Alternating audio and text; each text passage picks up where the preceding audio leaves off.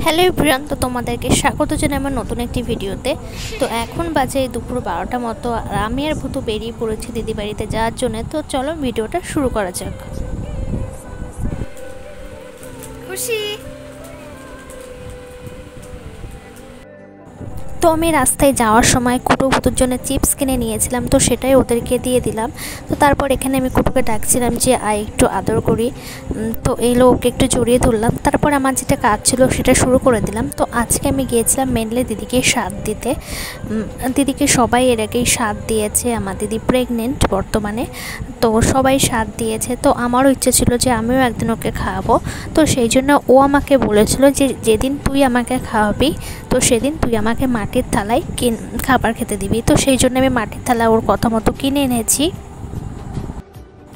তারপর আমি মাটির থালাগুলো ভালো মতো ধুয়ে রেখে দিই টেবিলে। তারপর নিজে একটু রেস্ট নিয়ে নিই, কারণ তখনও আমার খাবার এসেছিল না। এই সমস্ত খাবার কিন্তু আমি রান্না করিনি, কারণ এত খাবার আমাকে রান্না করা সম্ভব হতো না।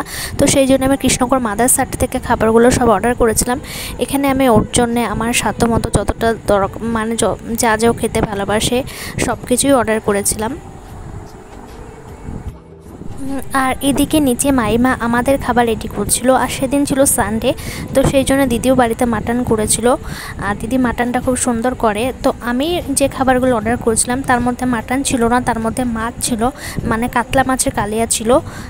আর হচ্ছে কিনা দিদি যেহেতু মাটন করেছিল, মাটনটা ওর মধ্যে দিয়ে দিয়েছে। আর এটা হলো দেখো আমার থালা, আমিও খেতে বসে পড়েছি।